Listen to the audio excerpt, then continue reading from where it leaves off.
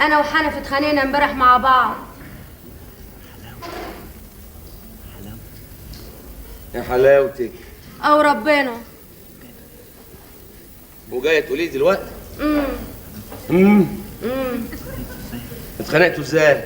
ابدا، كلمه مني كلمه منه، شتمنا بعض.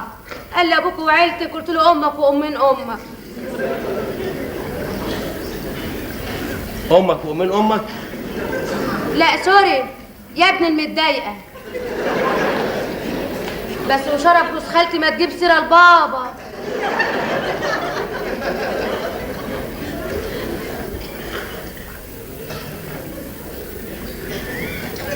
وبعدين؟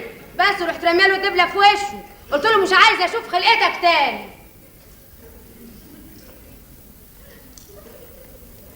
يبقى تفتكر هيجي يا بابا؟